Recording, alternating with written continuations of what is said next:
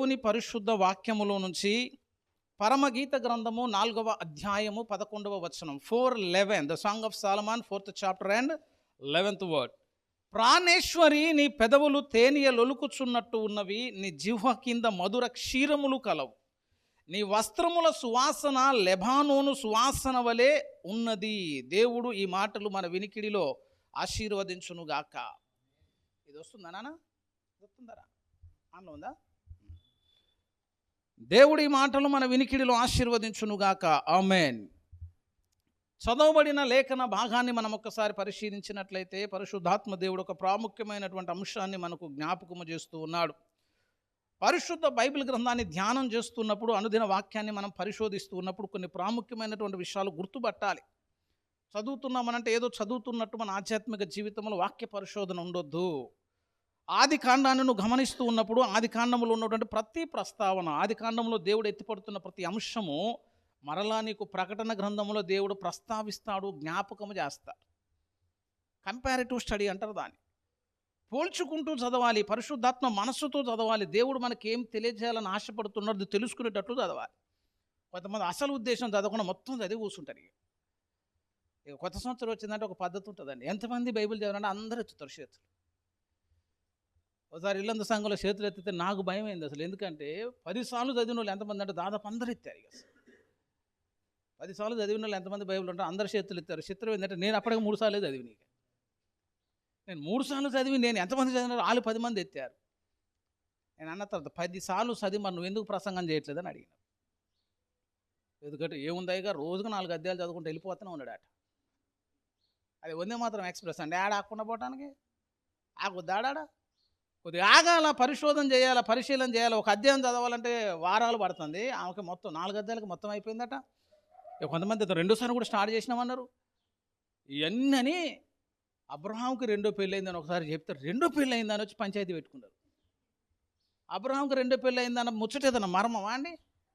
వచ్చిన హగరమ్మ ఉండే, తర్వాత కేతురా ఉండే. అది కూడా కనబడకుండా ఏం చదివినావు అంటే అంతే సార్, మేము చదువుకుంటూ పోతాం. ఏం చదువుతున్నామో మాకు సంబంధం లేదు, మాకు సంబంధం లేదు. అట్లా ఉండదు వాక్య ధ్యానం. ఒక మాట చదువుతున్నామనంటే ఆ ప్రొనౌన్సియేషన్ ఉంటుంది చూసి, అక్కడ వాడబడిన పద ప్రయోగాన్ని బట్టి కూడా చాలాసార్లు ఆగిపోవాల్సిన పరిస్థితి వస్తుంది. పోల్చుకోవాలి, కంపారిటివ్ స్టడీ చేయాలి. దాంట్లో ఉన్న అమరిక మీద ఒక పెద్ద ప్రసంగం ఉంటుంది. ఎట్లా ఎందుకు ఉండాలంటే 66 పుస్తకాలు అట్లనే ఎందుకు ఉండాలంటే దానికి ఒక అద్భుతమైన ప్రసంగం ఉంటుంది అంతే. ఆది కాండం మొదటే ఉండాలి, యోబు గ్రంథం ఉండొద్దు. రాయబడిన పుస్తకం యోబైనా ఆది కాండమే ముందు ఉండాలి. ఎందుకు అంటే దానికి ఒక పద్ధతి. కొత్త నిబంధనలు రాయబడిన గ్రంథం వేరే ఉన్నాయి. తెస్సలోనిక పత్రిక మొట్టమొదటి రాయబడ్డ పుస్తకం నూతన నిబంధనలు. మనం ఏమనుకుంటాం, మత్తయి సువార్త రాసింది సార్, ఫీజుకు పోయినాం అనుకో ఓడిపోతాం మనం. తెస్సలోనిక పత్రిక రాస్తే మరి మత్తయి సువార్త ఎందుకు పెట్టినట్టు దానికి ఒక పద్ధతి ఉంది. యూదా పత్రిక ప్రకటనకు ముందే ఎందుకు పెట్టాలి? ఒకటే పేపర్గా ఉండదు. ఒక అధ్యాయానికి ఏడబెడితే ఏందట? ఫిలోమెన ఎక్కడుంది, ఉపధ్యాయం ఎక్కడుంది? అట్లనే ఈ యూదా పత్రిక కూడా ఎక్కడ పెట్టాలంటే అది ప్రకటన గ్రంథానికి ముందే పెట్టాలి. అక్కడ కాకుండా అది ఎక్కడ పెట్టినా కూడా కుదరదు. కొంతమంది బైబిల్లో పేపర్లు చినిగిపోయినప్పుడు ఆ పేపర్ తీసి మధ్యలో పెడతారు. ప్రకటన గ్రంథంలో 22 పోయింది, ఆయనకి ఏం చేస్తాం? ఆ ఓడిపోయిన పేపర్లను మాకు పడే బుద్ధి కాదు, మనసుకి ఎక్కడో నొప్పి అనిపించింది. మళ్ళీ ఆడని పడితే దొక్కుతారు, బాధ అనిపించింది. ఆ 22వ అధ్యాయం తెచ్చి మత్తయి సువార్త పక్కన పెడతారు. ఇక ఎందుకంటే దాచుకోవాలని ఆశే, కానీ ఉంటుంది అక్కడ ఉండదు. అది ఎక్కడ ఉండాలో అక్కడే ఉండాలి. ఎందుకు అట్లా అమర్చాడు అంటే దేవునికి ఒక సపరేట్ ఉద్దేశం ఉందని చెప్తున్నా. ఒక్కొక్క గ్రంథము తర్వాత ఒక్కొక్క దాన్ని ధ్యానించాలి. ప్రకటన గ్రంథం ధ్యానించే ముందు ఖచ్చితంగా యూదా పత్రిక చదవాలి. బైబిల్ మిషన్ వ్యవస్థాపకులు మంగుమూరి దేవదాసు ఒక చక్కని మాట అంటాడు. ఆ యూదా పత్రిక అనేది the book of JUDA is the window of the revolution అని చెప్తాడు ఆయన. ప్రకటన గ్రంథానికి అదొక కిటికీ లాంటిది. ప్రకటన గ్రంథంలో ఏ అంశాలు అయితే ఉన్నాయో అవన్నీ కూడా యూదా పత్రికలు అయినా టచ్ చేస్తూ ఉంటాడు అనమాట. మనం ఒకసారి జ్ఞాపకం చేస్తూ ఉంటాడు. పడిపోయిన దేవదూతల ప్రస్తావన ఉంటుంది, పడిపోయిన వ్యక్తుల ప్రస్తావన ఉంటుంది, పడిపోయిన కొరాహు ఉంటాడు, బీలాం ఉంటాడు, వాళ్ళందరి ప్రస్తావన చేస్తాడు. కయ్యను ఎట్లా పడిపోయాడు ఆది కాండం నుంచి చెప్తా ఉంటాడు. కయ్యను లాంటి వారు కావద్దు, ఏషావు లాంటి వారు కావద్దు, బిలాము లాంటి వారు కావద్దు. ఆది కాండంలో ఉన్న ప్రస్తావన హానోకు వీరిని గూర్చి లాగు ప్రవచించను, ఒక పరిశుద్ధుని కూర్చున్నటువంటి ప్రస్తావన, 2వ రాకడను కూర్చున్నటువంటి ప్రస్తావన. చివరిలో అంటాడు, మనము కొందరినైనా అగ్నిలోంచి లాగినట్టు మనం కొందరిని కాపాడాలి. ఇదే ప్రకటన గ్రంథ సారాంశం అంతా. ఎందుకు అక్కడ పెట్టారంటే ఇది చదువుకొని అందులోకి వెళ్తే తప్ప, ఇది ఇండెక్స్ అన్నమాట, ఇది ఫ్రీ బుక్ అన్నమాట. ఇందులో ఉన్న సారాంశం అంతా అర్థమైనప్పుడు ప్రకటన గ్రంథం నువ్వు అర్థం చేసుకోవడానికి అవకాశం ఉంటుంది. అట్లా ధర్మశాస్త్రం ముందే ఎందుకు ఉండాలా, 4 సువార్తల మధ్యలోనే ఎందుకు ఉండాలా, అసలు ఇవన్నీ కాదు. మధ్యలో తెల్ల పేపర్ ఉంటుంది, మంచిగా కొంతమంది దాని మీద రాస్తా ఉంటారు కూర్చొని. బుక్ తెచ్చుకోరు, ఏం తెచ్చుకోకుండా ఏదైనా సడన్గా కావాలనగానే ఏం చేస్తారు, అటు ఇటు తిప్పుతా అంటే ఎక్కడ తెల్ల పేపర్ దొరకదు. అప్పుడు మలాకీకి మత్తయికి మధ్యలో ఒక తెల్ల పేపర్ పెట్టి ఉంటుంది. ఎందుకు పెట్టారంటే మనం రాసుకోవడానికి అనమాట. అది రాసుకోవటానికి కాదు. ఆ తెల్లని పేపర్ చూస్తున్నప్పుడు 400 సంవత్సరాల దేవుని మౌనము కనిపించాలి అక్కడ. దాన్ని సైలెంట్ పీరియడ్ అంటారు. మలాకీ నుంచి మరలా మత్తాయి దాకా, మరలా యోహాను దాకా కూడా దేవోక్తి లేదు, దేవుడు మాట్లాడలేదు. జనులు కట్టు లేకుండా తిరిగారు. అనేకమైనటువంటి క్రీస్తు వ్యతిరేక సాహిత్యం అంతా అదే సమయంలో వచ్చిందని చెప్తున్నారు.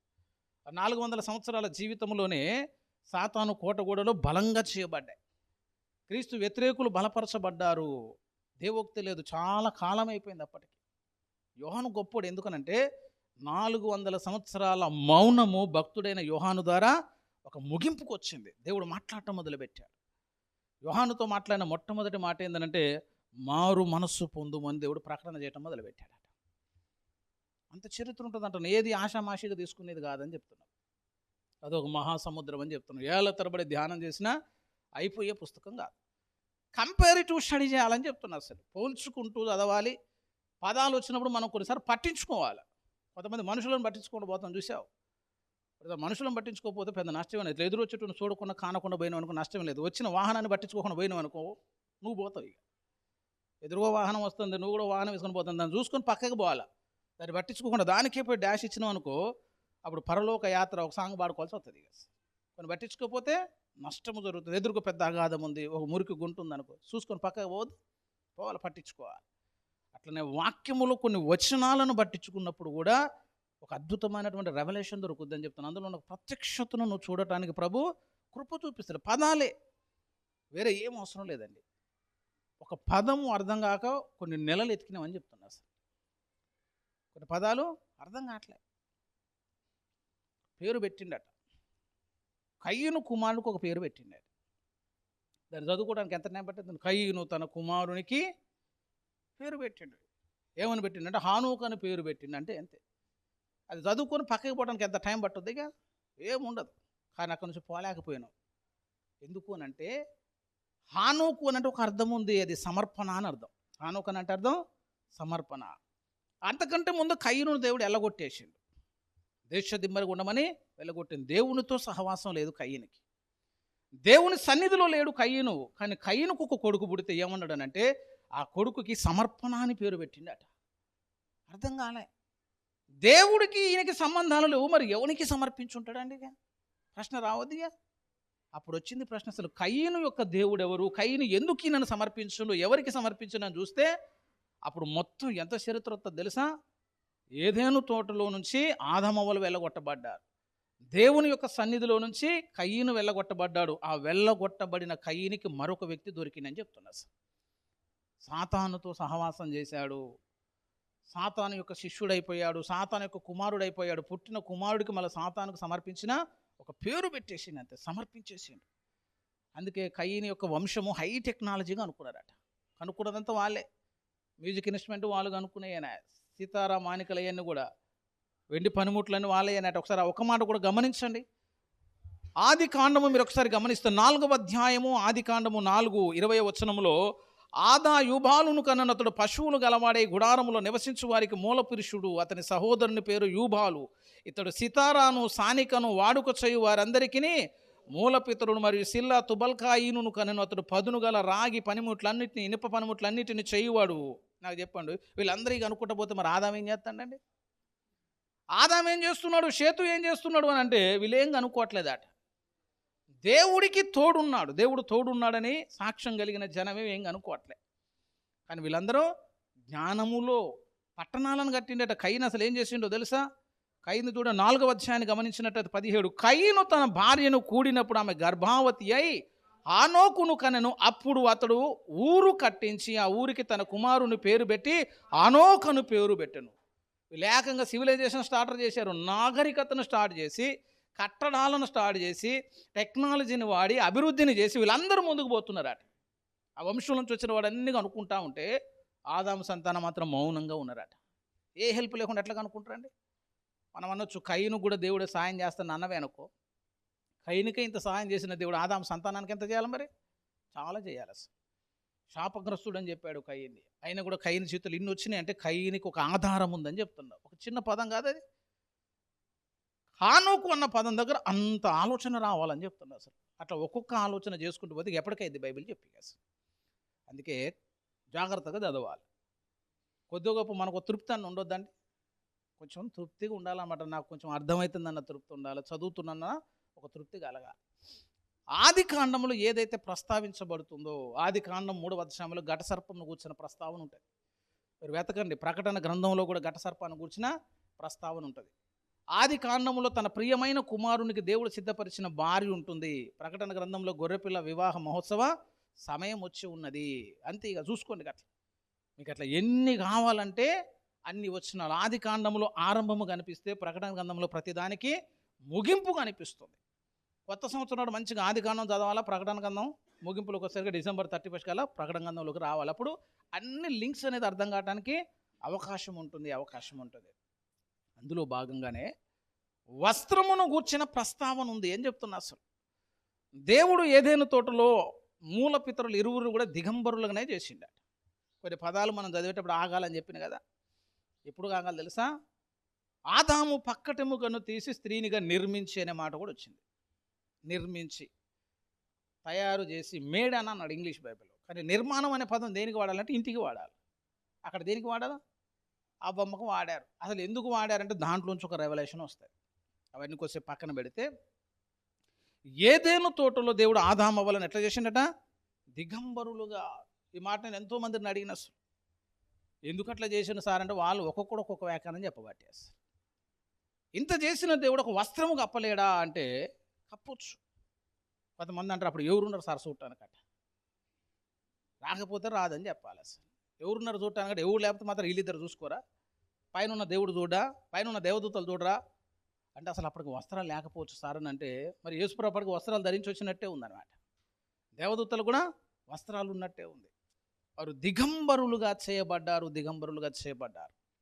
ఇరువురు దిగంబరులు. వారు సిగ్గు ఎరుగక ఉండిరి అని చాలా స్పష్టంగా దేవుడు చెప్తూ ఉన్నాడు.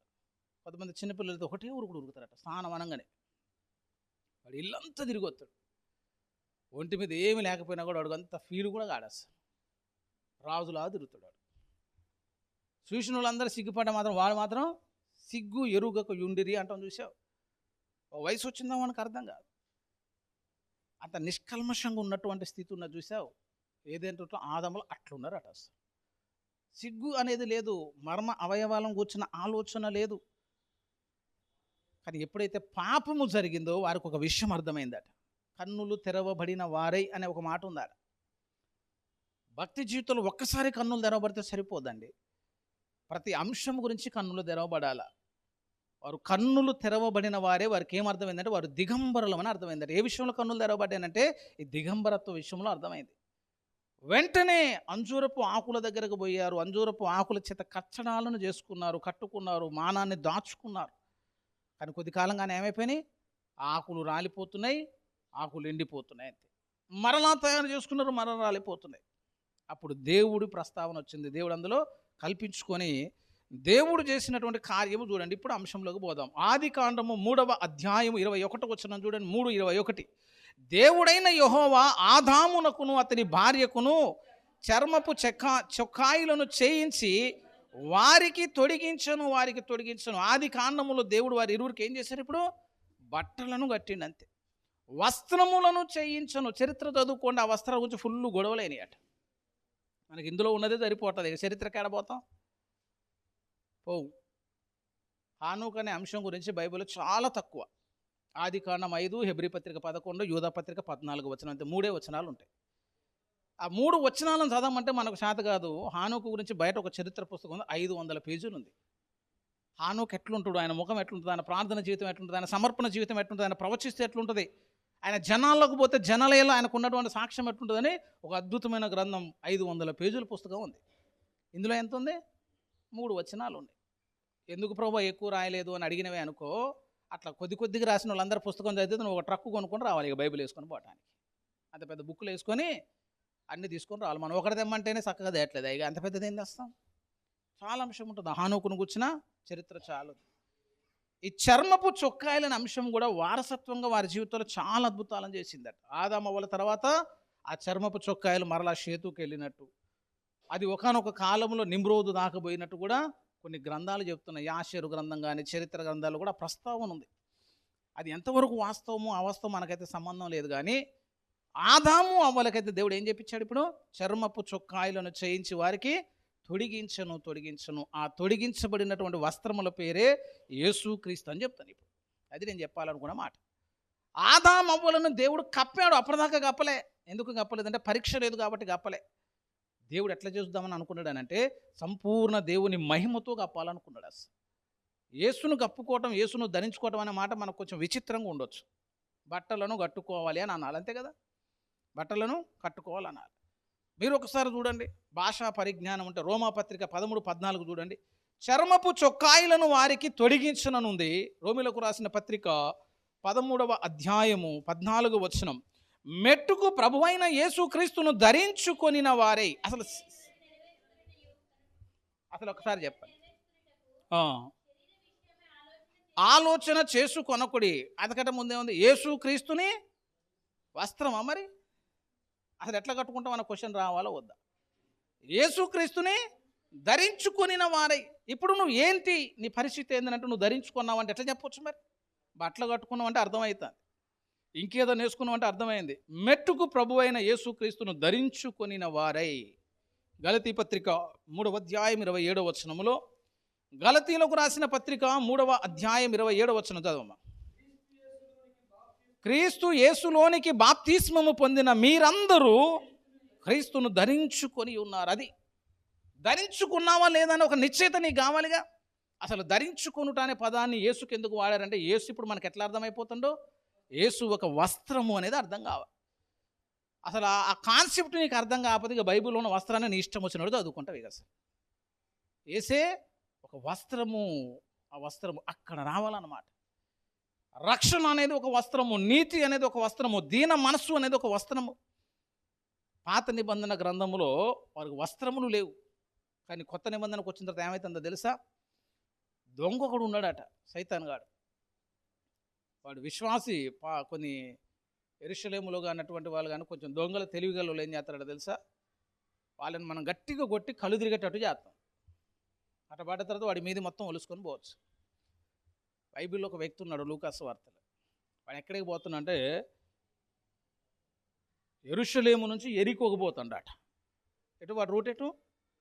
యెరూషలేము నుంచి ఎరికో. యెరూషలేము అంటే దీవించబడ్డ చోటు, యెరూషలేము అంటే ఆశీర్వాదం ఉన్న చోటు, యెరూషలేము అంటే దేవుడు ఉన్నటువంటి చోటు. అది ఎరికో అంటే శాపగ్రస్తమైనటువంటి చోటు. అది ఎరికో శాపం, దేవునికి దూరం. వీడేమో యెరూషలేము నుంచి ఎరికోకు పోతుంటే మధ్యలో దొంగలు వచ్చిందట. ఆ దొంగలు వచ్చి ఏం చేశారు తెలుసా?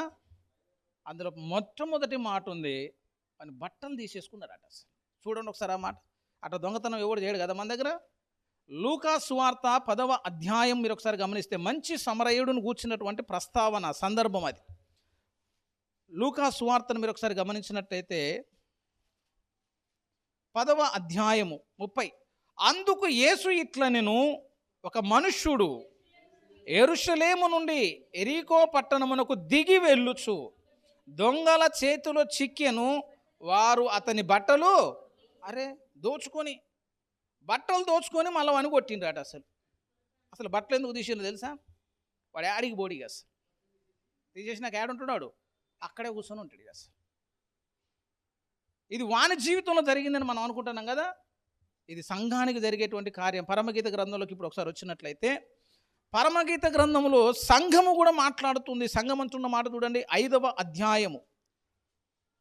పరమగీత గ్రంథము 5వ అధ్యాయము 7వ వచనం చూడండి. పట్టణములో తిరుగు కావలి వారు నాకెదురుపడి నన్ను కొట్టి గాయపరిచిరి, ప్రాకారము మీద కావలి వారు నా ప్రై వస్త్రమును దొంగిలి. మరి ఎవడాడు? అక్కడే మంచి సమరయుడే కనబడతాడు, కానీ అందులో ఆ దెబ్బలు తిన్నోడు ఎవడో మనకు తెలవకపోయా, ఆ వస్త్రాలు ఎత్తకపోయేటోడు ఎవడో తెలవకపోయా.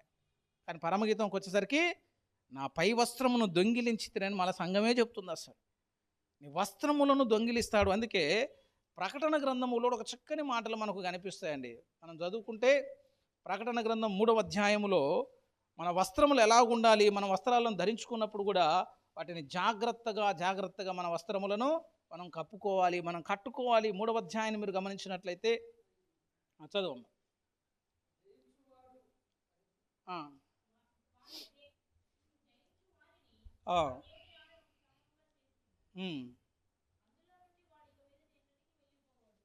ఇంకా కిందికి 18 చూస్తే, నీవు ధనవృత్తి చేసుకున్నట్టు అగ్నిలో పుటము వేయబడిన బంగారమును, దిశములను సిగ్గు కనబడకుండానట్లు ధరించుకున్నట్టు తెల్లని వస్త్రములను, నీకు దృష్టి కలుగునట్టు నీ కన్నులకు కాటుకును నా ఎదుట కొనుక్కొని నీకు బుద్ధి తెచ్చుకొనుము. వస్త్రాలు ఉండాలా, దిగంబరత్వాన్ని కప్పుకోవాలి. వాటెవ్వరు కూడా నీ దగ్గర నుంచి వాడు ఎత్తుకొని పోకుండాన్నట్లుగా, దొంగ వచ్చి వాటిని తీసుకొని పోకుండాన్నట్లుగా వాటి అన్నిటిని కూడా ఏం చేసుకోనంటే జాగ్రత్త చేసుకోవాలి. వాటిని పరిశుద్ధపరుచుకుంటూ, వాటిని జాగ్రత్త పరుచుకుంటూ. ఏంటి వస్త్రాలను కాసుకోవటం, వస్త్రాలను జాగ్రత్త చేసుకోవటం అని అంటే, భక్తి జీవితంలో నీకుండేటువంటి వ్యక్తిత్వము, లక్షణాలు, నీకుండేటువంటి ప్రవర్తన, గుణాలు ఉంటాయి చూసావు. వీటన్నిటిని బైబిల్ గ్రంథం ఏమని చెప్తుందంటే వస్త్రము అని చెబుతుంది. ఒకసారి మీరు గమనించాలి. వస్త్రము అనగానే మనం కప్పుకునేదని మాత్రమే అనుకోవటానికి అవకాశం లేదు. మీరు ఒకసారి లేఖనాలను కూడా మనం గమనిస్తే, మనము ఎప్పుడైతే రక్షించబడతామో అప్పుడు మన వస్త్రాలు ధరించుకున్న అనుభవంలోనికి మనం వస్తాం. ఆ ధరించుకున్నటువంటి వస్త్రాలను శుద్ధి చేసుకోవాలి, దిశమూల కనబడకుండా జాగ్రత్త చేసుకోవాలి, వస్త్రాలను ఉతుక్కోవాలి. వాటిలో భాగంగానే దుష్టుడు వాటిని దొంగిలించకుండా వాటిని మనం జాగ్రత్త పరచుకోవడానికి ప్రభు యొక్క సహాయం కూడా కావాలి. అర్హులు కావాలి, వస్త్రం కావాలి అన్నదానికి అర్హత ఏంటంటే, మరి ఒకసారి ప్రకటన గ్రంథాన్ని గమనించినట్లయితే 3వ అధ్యాయంలో వారు అర్హులు గనుక, 3వ అధ్యాయం 4వ వచనం చదవండి అమ్మ. వస్త్రములను అపవిత్రపరుచుకొనని కొందరు సార్దీస్సులో ఉన్నారు కదా. వాళ్ళు వస్త్రాలను ఏం చేసుకోలేదట, వాళ్ళు అసలు వస్త్రాలను అపవిత్రపరచుకోవటం ఏంటి చెప్పండి. అసలు వస్త్రాలను మాపుకోవాలనాలి కదా, కానీ అక్కడ ఏమంటారు, అపవిత్రత అంటే అది పాపము. ఎప్పుడైతే నీ జీవితంలో జరుగుతుందో నీ మీద కట్టబడ్డ క్రీస్తు అనే వస్త్రం ఏమైపోద్ది, అపవిత్రమైపోద్ది. అంతకంటే ముందు సైతాన్ ఏం చేస్తాడనంటే, ఆ యెరూషలేము నుంచి యెరికో పోయేటోడి వస్త్రాన్ని ఎట్లయితే దొంగిలించాడో, దుష్టుడు నీ వస్త్రాన్ని దొంగిలిస్తాడు. అంత్యకాలంలో జరిగే ఒక గొప్ప కార్యం ఇది. ప్రకటన గ్రంథం 16వ అధ్యాయాన్ని మీరు ఒకసారి గమనిస్తే, 16వ అధ్యాయము 16వ వచనములో, ఇదిగో నేను దొంగవలే వచ్చుచున్నాను, దిశమూలను చూతురేమో అని మెలకువగా ఉండి తన వస్త్రమును కాపాడుకొనువాడు ధన్యుడు. వస్త్రాన్ని ఏం చేసుకోవాలట, కాపాడుకోవాలి. అసలు ఈ వస్త్రం అనే అంశం మీద మీరు ఏంటంటే అని చదవచ్చండి. వస్త్రము అంటేది దీన మనస్సు అట. ఒక మాట కూడా చూడండి, మొదటి పేతురు పత్రిక 5వ అధ్యాయం 5వ వచనములో వస్త్రము అనే దానికి ఒక వివరణ. 5వది, చిన్నలారా మీరు పెద్దలకు లోబడి ఉండుడి, మీరందరూ ఎదుటి వాని ఎడల దీన మనస్సు అను వస్త్రమును అలంకరించుకొని ధరించుకొని మిమ్మల్ని మీరు. ఇప్పుడు దీన మనసు అనేది ఏంటి, వస్త్రము అని చెప్తున్నాను. నీతి అనేది ఏంటి, వస్త్రము. రక్షణ అనేది ఏంటి, వస్త్రం. ఇవన్నీ వస్త్రాల కింద దేవుడు ప్రస్తావించాడు కదా. ఇప్పుడు ఇందులో పౌలు ఒక మాట అన్నట్టుగానే యోబు ఒక మాట చెప్తున్నాడు. ఇప్పటిదాకా అర్థమైంది కదా, మీ వ్యక్తిత్వము, మీ ప్రవర్తన, మీకు ఉన్నటువంటి గుణాలను దేవుడు దేంతో పోల్చాడు, వస్త్రాలతో పోల్చాడు. పరిశుద్ధత అనేది వస్త్రం అండి. మీరు ఒకసారి అది కూడా చూడండి. 19వ కీర్తనలో, 19వ ప్రకటన గ్రంథం 19లో మీ నీతి క్రియలు కూడా వస్త్రాలే. 19వ అధ్యాయం అసలు గొర్రెపిల్లకు ఉన్నటువంటి వస్త్రాలు ఏంటో చూద్దాం. 8 చూడండి, ఆమె ధరించుకొనుటకు ప్రకాశములను నిర్మలమునైన సన్నపు నారబట్టలు ఆమెకు ఇవ్వబడెను, అవి పరిశుద్ధుల నీతిక్రియ. అంటే నీతిక్రియలు లేనివాడు అందరూ ఎట్టున్నట్టు, ఇప్పుడుగా వాడు దిగంబరే. ఎంత కప్పుకున్నా వాడు దిగంబరే అయిపోతాడు.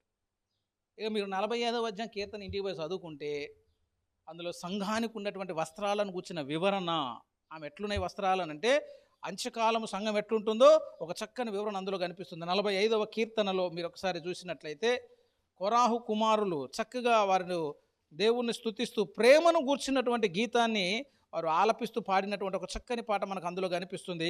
వారు అందులో చక్కగా మాట్లాడినటువంటి మాటలు మీరు ఒకసారి గమనించండి. అసలు 13, అంతఃపురములో నుండి రాజకుమార్తె కేవలము మహిమ గలది, ఆమె వస్త్రము బంగారు బుట్టా పని చేసినది, విచిత్రమైన పనిగల వస్త్రములను ధరించుకొని రాజునొద్దకు ఆమెను తీసుకొని రాబడుచున్నది. ఏం పనట?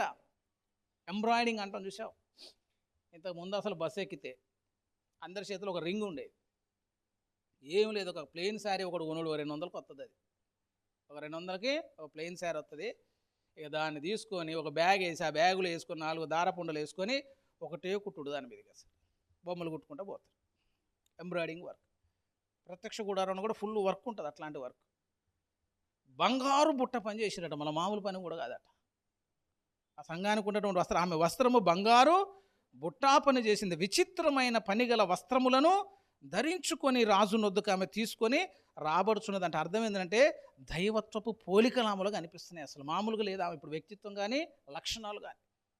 సంపూర్ణంగా సిద్ధపడ్డ సంఘం యొక్క స్థితి మహిమ కలిగిన స్థితిలోకి వచ్చిందని చెప్పడానికి అంత చక్కని ఉదాహరణ ఇచ్చారు. అసలు వస్త్రములు అంటే అన్ని అర్థాలు ఉన్నాయని చెప్తున్నారు. అసలు ఇంకొక చక్కని మాట ఉంది.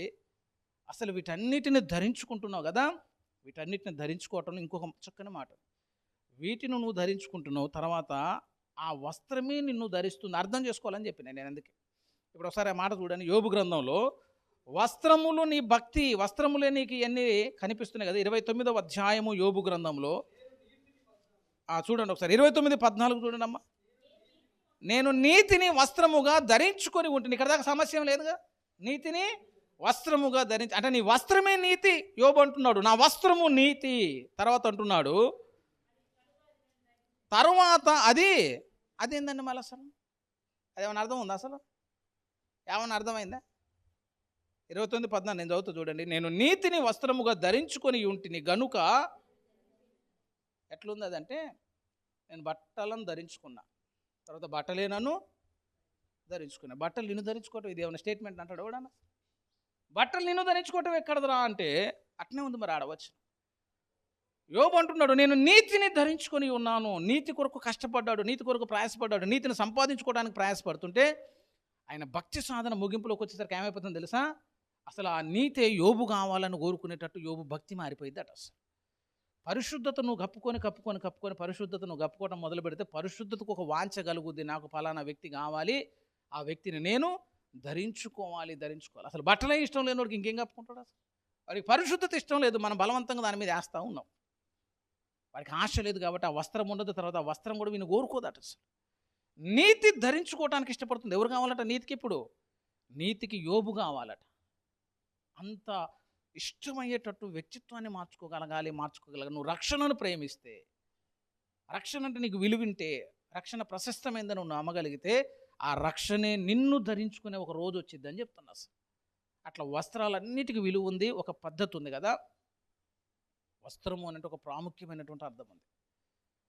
సామెతల గ్రంథం 31, అది చెప్పాలని ఇప్పటిదాకా తీసుకుని వచ్చాను. సామెతల గ్రంథం 31వ అధ్యాయాన్ని గమనించినట్లయితే గుణవతి అయిన భార్యను గూర్చినటువంటి ప్రస్తావన మనకు కనిపిస్తుంది. ఎన్నో సద్గుణాలు ఆ స్త్రీలో మనకు కనిపిస్తూ ఉంటాయి. ఆ సద్గుణాల్లో భాగంగా 17లో ఆమె నడికట్టు చేత నడుము బలపరుచుకొని తన చేతులతో బలముగా పనిచేయను. ఆమెకున్నటువంటి లక్షణాలు నడికట్టు బలపరుచుకొని చేతులతో బలముగా పనిచేస్తుంది. తర్వాత 23 ఆమె పెనిమిటి దేశ పెద్దలతో కూర్చుండును, గవిని యొద్ద పేరు గనిన వాడై ఉండెను. ఆమెకి మంచి భర్త ఉన్నాడు, ఆమె చాలా పని చేసేటువంటి స్త్రీ. ఆమె ఎవరినైతే వివాహం ఆడిందో ఆయనకి గవిని యొద్ద పేరు కలిగినటువంటి వ్యక్తి. ఇప్పుడు చూడండి 25 నడికట్లను వర్తకులకు అమ్మును, బలమును ఘనతయు ఆమెకు వస్త్రములు. బలము కూడా ఘనత కూడా ఏంటంటే ఇప్పుడు వస్త్రములు. ఆ కింద మాట ఉంది, ఆమె రాబోవు కాలము విషయమై నిర్భయముగా ఉండునది. అక్కడికి వచ్చినాం అన్నమాట. ఇప్పుడు సంవత్సరానికి ఎక్కడికి వచ్చినాం? ముగింపులోకి వచ్చినాం. సంఘానికి నీతి ఉండాలి, సంఘానికి రక్షణ ఉండాలి, సంఘానికి దీన మనస్సు ఉండాలి.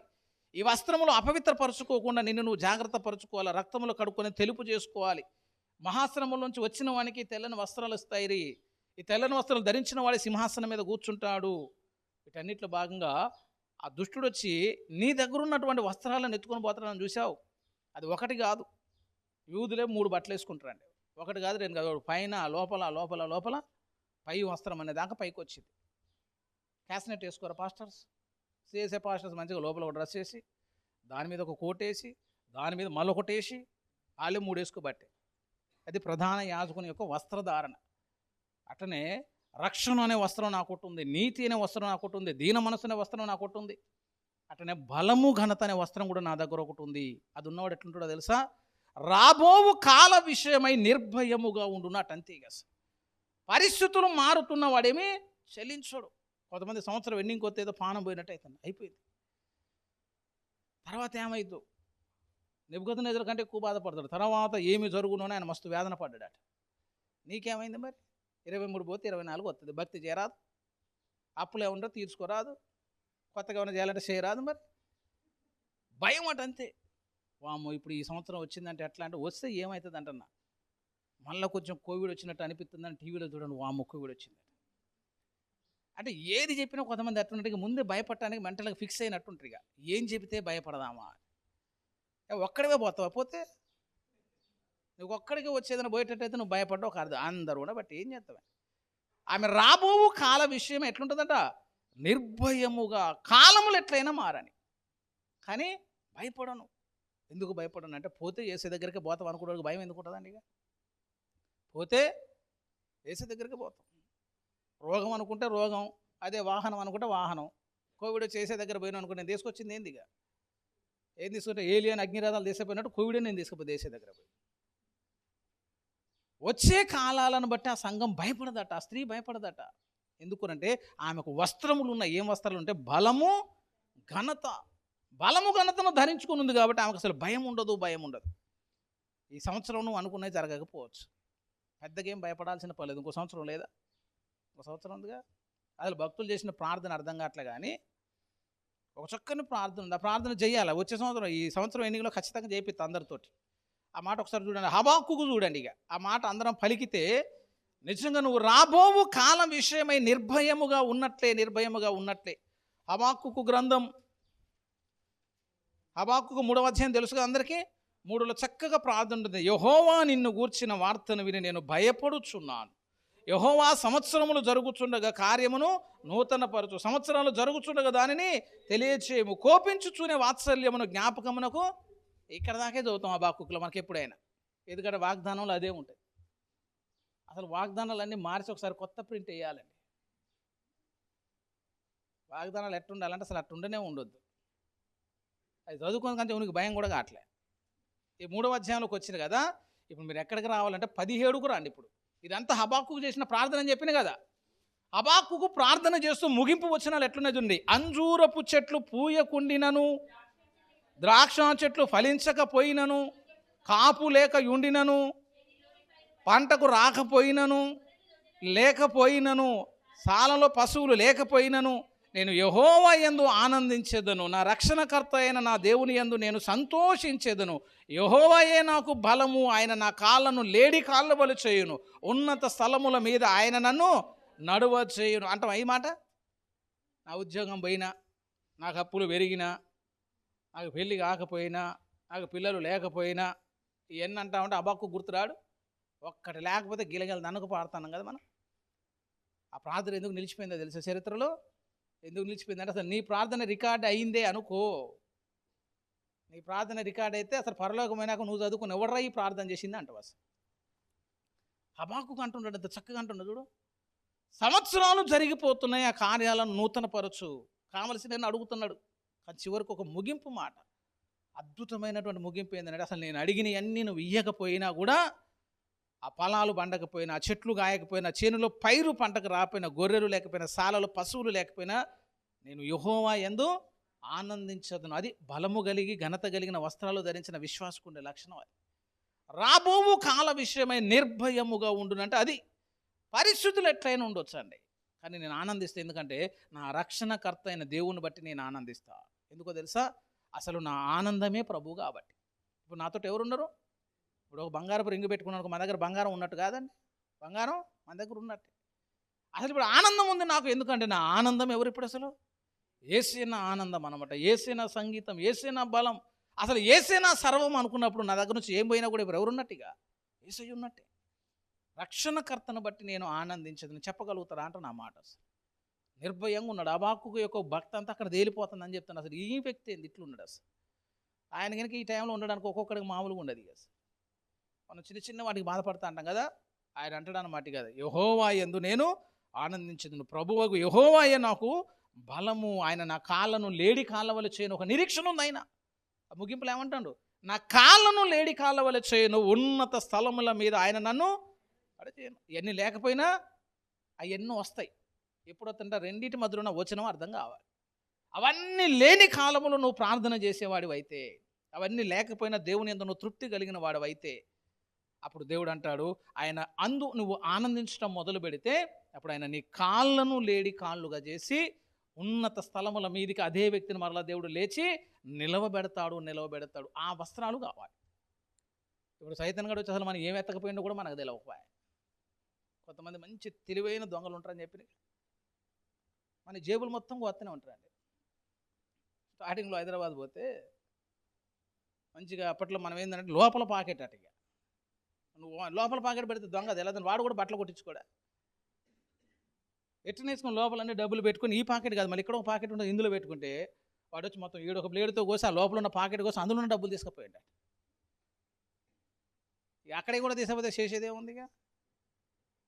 దిగిన తర్వాత అంటా ఉన్నాను, డబ్బులు పోయినాయి రానగా చూస్తే మొత్తం కోసే ఉంది. మొత్తం కోసుంటే మరి నీకు సోయి లేదురా, సోయి లేదు. వాడు నీ ఒంటి మీద వస్త్రం కొత్తంటే నీకు సోయి లేకుండా ఎట్టుంటే, నాకు సోయి లేకపోవటం కాదు సార్, వాడు చాలా టాలెంట్ పోతుంది, వాడు అందులో ఎక్స్పర్ట్ అయిన నేనేం చేయాలి. ఇప్పుడు సిటీ బస్సు ఎట్టుంటే అందరూ ఒత్తుకొని ఇరుక్కొని అటు ఇటు కలుగుతారు. ఇప్పుడు బస్సు ఎక్కొద్ది, ఇప్పుడు బస్సు ఎక్కిన మనకు ఎందుకు ఎక్కినామా అనుకొని దిగటమే. ఇక నేను బండి మీదనే వచ్చిన ఈరోజు. ఆ బస్సు చూస్తే భయం అయింది అసలు. ఎప్పుడైనా ముందు ఎక్కితే ముందు నుంచి డ్రైవర్ ఒక్కడే కనబడి, ఇప్పుడు వెనక నుంచి చూస్తే మొత్తం అందరం కనబడుతుంది. ఫుల్ జనాలు కిక్కిరుస్తున్నారు అసలు. అంత హెవీ ఉన్నప్పుడు అది వాడి మీద పడతాడు. మళ్ళీ బస్సు ఎక్కిన కాలు దొక్కిన అనొద్దు. ఇక కాలు కాపితే ఏం దొక్కుతారా అంటాను అసలు. కొంతమంది అయితే మా మీదనే ఉంటారు అసలు. ఈ కాలు మీద కూడా ఆ కాలు మీద కూడా నిలబడి ఉంటాడు. ట్రైన్ ఎక్కితే అడగొద్దు, అడిగినామని అనుకో మరి ఏడ నిలబడాలంటాడు. అంత హెవీగా ఉన్న తర్వాత కనీసం మరి ఇట్లా ఇట్లా తీస్తాడు మనకు అర్థమైందిగా. బట్టల గుంజిన అర్థమైంది, మనల్ని ముట్టిన అర్థమైంది, మనం దాకిన అర్థమైంది. కానీ వాడు ఏం తాకకుండా ఏం ముట్టకుండా జేబులు ఉన్న పరుసులు జేబులు ఉన్న వాటన్నిటిని కోసుకొని తీసుకొని పోతానంటే వాడు చాలా ఎక్స్పర్ట్ అయి ఉంటాడు అనమాట. దానికి వాడికి ఎంత ప్రతిభ ఉన్నదో మనం అప్రిషియేట్ చేయాలి అసలు. అంత తెలివి, అంత చాకచక్యం, వాడు వాడే బ్లేడు, వాడు పట్టుకునే విధానం, వాడు కోసే పద్ధతి మళ్ళీ మనకు తెగొద్దుగా. మనకు తెగొద్దు కదండి. మనం కూరగాయలు కోసుకుంటేనే ఏలు కోసుకునే బ్యాచే. నీ ఏళ్ళు ఆడబెట్టి నీ చేతులు కత్తి పెట్టి నువ్వు దాన్ని కోయకుండా దీన్ని టక్కును కోసినావు అనుకో ఏమైపోతుంది. ఏళ్ళు దగ్గర అబ్బా అంటావు. ఎవరు కోసుకుంటే నేనే. అసలు నువ్వు కోసేది నీకే చేతగాక నీ ఏలు కోసుకుంటే వాడు బ్లేడు పెట్టి నీ బట్టలు కోస్తాడట. ఎట్ట కోస్తాడంటే నీకు తెలియకుండా కోస్తాడట. సరే ఏదో కోతట గీత పెట్టిన అనుకోవచ్చు, కానీ మంచిగా వాడు ఒక ప్లాన్ ప్రకారం జేబు ఎట్లుంటుందో అట్టనే కట్ చేసి, ఎట్లా కట్ చేస్తే డబ్బులు వస్తే చూసి దాన్ని చక్కగా తీసి మొత్తం వేసుకొని పోయిండట. అప్పుడు నాకు అనిపించింది ఒక మాట. ఏమనిపించింది అంటే, వాడే ఇంత చెలివిగా కోసుకొని పోయింది కదా, అసలు పోయిన సంవత్సరం సైతం కూడా ఇన్ని కోసుకపోయిండు మన దగ్గరికి. అసలు వాడు ఎన్నో కొట్టకపోయినా అందులో నీతి వస్త్రం అనేది బొయ్యి ఉంటుంది, ఆనంద వస్త్రం అనేది బొయ్యి ఉంటుంది, దీన వస్త్రం అనేది బొయ్యి ఉంటుంది. ఇక బలము ఘనత అనేది ఎప్పుడో పోయి ఉంటుంది. ఇక ఎప్పుడు చూసినా నీరసంగా ఏసై దగ్గరకు వచ్చేటోళ్ళకి ఏం లేనట్టు ఇప్పుడు బలం లేదు, ఘనత లేదు, గొప్ప చేసుకోవాలని లేదు. మన మీద నుంచి కొట్టకపోయినా కూడా మనకు తెలియకుండా బట్టలు ఉన్నాయి అనుకుంటున్నాం మనసు. అప్పట్లో పాతకాలపు రోజులు ఒక చక్కని కథ ఉండేది. తెలివైనటువంటి వ్యాపారి వస్త్రాలు నేస్తున్నట్టే నటించి రాజుకి మొత్తం బట్టలు లేకుండా చేస్తాడు. ఇవి కంటికి కనబడవు, జ్ఞానులకే కనబడతాయి అనేసరికి అందరూ కనబడతానే అనేసరికి పాపం రాజుగారు బట్టలన్నీ తీసి ఊరేగింపు చేస్తారు. రాజుగారు కూడా మంచిగా హుందాకుంటాడు. ఇట్లా పాపం అన్నీ వేసినట్టే చేయబట్టి వాడేమో నేసినట్టు చేసిండు. వాటి వచ్చి తీసుకుని పెట్టి రాజుగారు కనబడతానే సరే వాడు ఏమంటాడు, ఇక జ్ఞానులకే కనబడుతుంటే బాగున్నాయండి. ఆ మంత్రి కూడా పరువు వాడు బాగానే అన్నాడు. సైనికులందరూ బాగున్నాయి అనేసరికి రాజుగారు నేను ఒక్కడికే కనబడట్లేదు, అందరికి కనబడితేనే నాకు ఒక్కడికే కనబడట్లేదు అని వీడు అనుకున్నాడు. పాపం మరి వాళ్ళందరూ బట్టలు వేస్తానని చెప్పి ఉన్నాయని ఒలిసి అవన్నీ చేసినట్టు వాడు చేయబట్టి అబ్బా బాగున్నాను అందరూ అంటాడు. ఎందుకంటే ఎవడుకోడు జ్ఞాని కావాలి కాబట్టి. అట్టనే తీసిపోయి మంచి ఊరేగింపులో కూర్చోబెట్టారు. వాడు హుందాగా ఇట్లా తిరుగుతూ ఉండే. రాజుగారు వస్త్రాలు మామూలుగా ఎవరు అంటున్నాడు. ఒక్కొక్కడు మళ్ళీ ఎవడు కాకపోయినా పరుగు పోయిద్దని అందరూ అంటాం. కానీ వీడి జీవితం ఎట్టుంది ఇప్పుడు, బరమహత నిలబెట్టిన వాడి మధ్యలో ఇక హుందాగపోతాడు అటు. ఇక ఒక చిన్న పిల్లగాడు చూసి రాజుగారి బట్టలు నాలాగానే ఉన్నాయని అన్నాడు అట.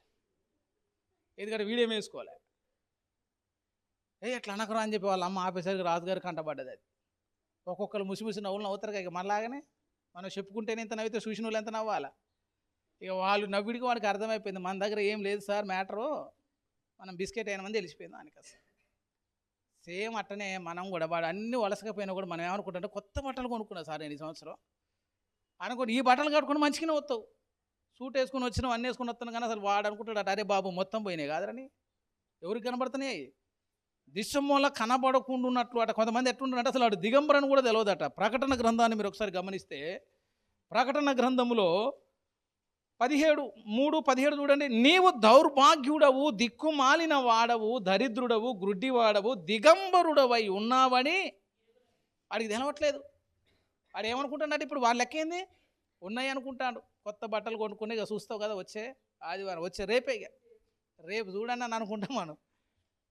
మనం అన్ని ట్యాగులు వేసుకొని వస్త్రాల రేట్లు పెట్టుకొని మనం వాడికి వస్తే వాడు లెక్కేసుకుంటాడు, బాబు నీ బట్టలు మొత్తం పోయినాయిరా, ఇప్పుడు వేసుకునే పెద్ద బట్టలు కాదురా అన్నాడు అనుకో. ఉంటుంది దాని పొరవిగా ఏం వస్త్రాలు పోయినాయి కూడా తెలవకుండానే పోగొట్టుకోబట్టే మనం అసలు.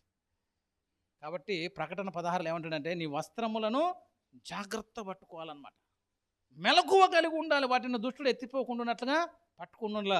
ఏ విధానములు కూడా వాడు ఎత్తిపోవద్దండి. నీ దగ్గర ప్రేమ అనే వస్త్రం పోవద్దు. నీ వ్యక్తిత్వం ఏ ప్రవర్తనలో నువ్వు పోతావో దానికి సంబంధించిన వస్త్రం పోయినట్టే. కాబట్టి వాటన్నిటిని ఏం చేయాలి? మనం గట్టిగా పట్టుకోవాలి. ఎప్పుడైతే వీటన్నిటిని గట్టిగా పట్టుకుంటావో అప్పుడు నీ వస్త్రములు సుగంధములోనికి మార్చబడతాయి అని చెప్తున్నాను. ఇప్పుడు అన్ని పెర్ఫ్యూమ్స్ వాడుతున్నాగా, మనకు స్వతంత్రంగా సువాసన రాక ఏం చేస్తున్నాడు? ఆర్టిఫిషియల్ వాడుతున్నాం. ఇంకేం చేస్తాం మరి? అటు ఇటు కొట్టుకొని వస్తే మేము మస్తు ఉంటాం అనుకుంటాం కదా. భక్తుడు ఒక సువాసనలాగా ఉండాలి. అసలు ఆధ్యాత్మిక జీవితంలో భక్తుల్లో సువాసన కూడా ఉండాలి.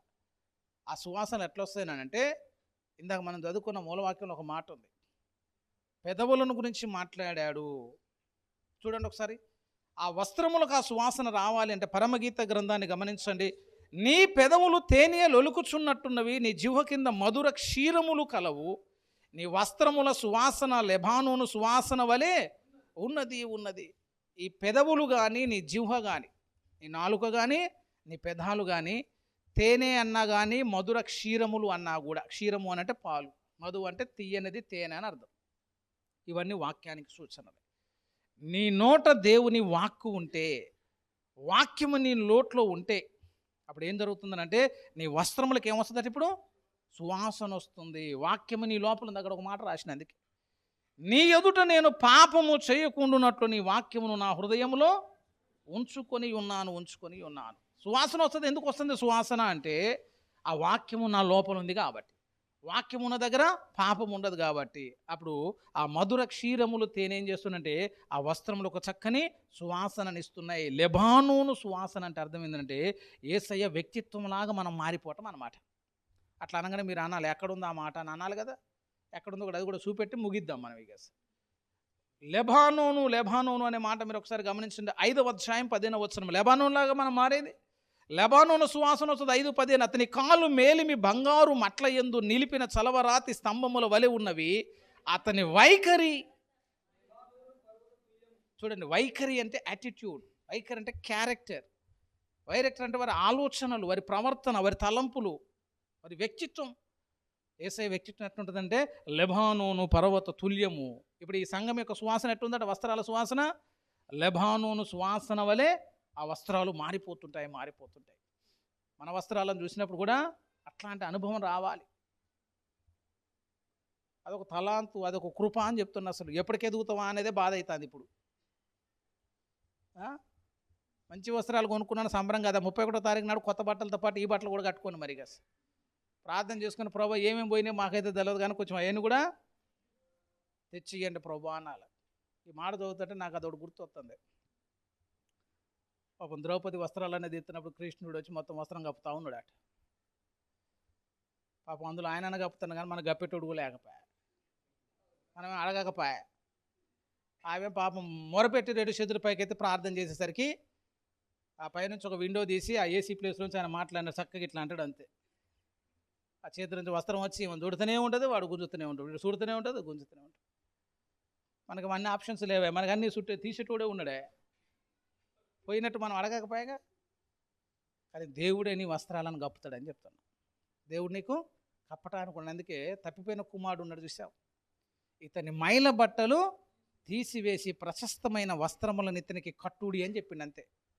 కానీ వీడు కట్టుకోవద్దు మరి. చిన్నపిల్లగాలాగా నేను ఉరికి అటే ఉరుకుతా అన్నవే అనుకో, మరి ఎప్పుడు దొరుకుతావు నువ్వు? ఇక సంవత్సరం అయింది నువ్వు దొరక్క, ఎతికి పట్టుకొని కట్టాలనంటే ఇన్ని రోజులైనా ఒకసారి మనం పరిశీలన చేసుకుందాం. ఏమి కోల్పోయామో చూసుకో, ఏ వస్త్రాలు మన దగ్గర లేవో చూసుకో.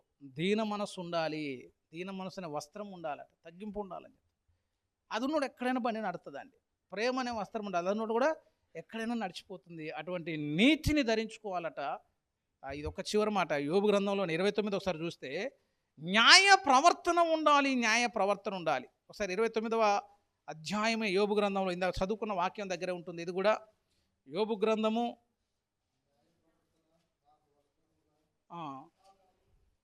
చదవండి. నేను నీతిని వస్త్రముగా ధరించుకొని ఉంటిని కనుక అది నన్ను ధరించను, నా న్యాయ ప్రవర్తన నాకు వస్త్రముగాను పాగగాను ఆయను.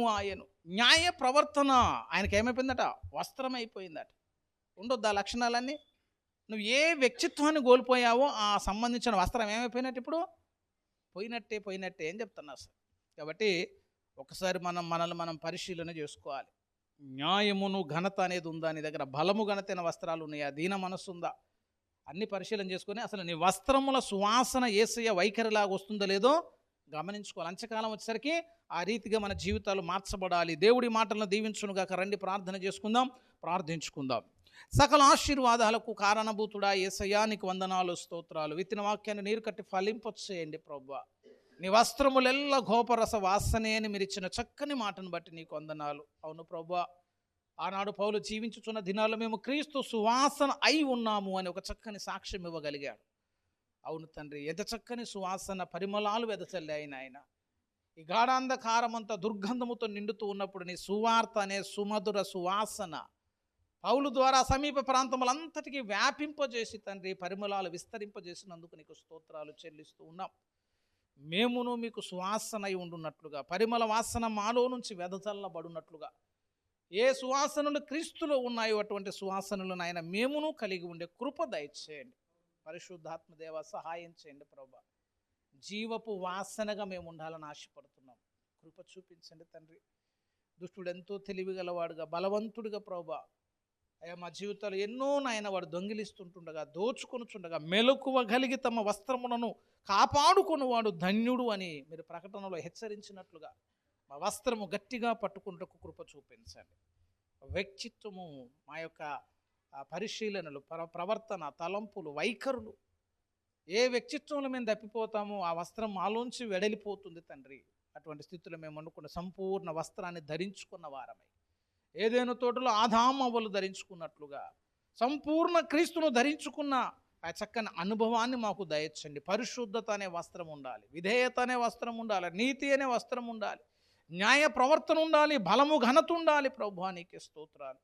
అటువంటి చక్కని స్థితిలో మా జీవితాలు ఉంచండి. మైల బట్టలు తీసివేసి ప్రశస్త వస్త్రములు మాకు కట్టండి ప్రభువా. నూతన వస్త్రాలు మేము కట్టుకున్నట్టు కాదు కానీ నూతన వస్త్రాలు మీరు ధరింపచేయమని బ్రతిమలాడుచు ఉన్నారు.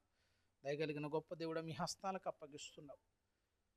యెరూషలేము నుంచి యెరికో వెళుతున్న వాడు నాయన గాయపరచబడ్డట్లుగా మేము గాయపరచబడ్డాం, కానీ మా కొరకు మంచి సమరయుడిగా మీరు ఉన్నందుకే నీకు స్తోత్రాలు.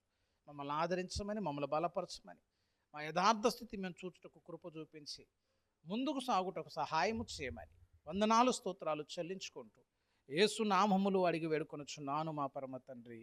ఆమేన్.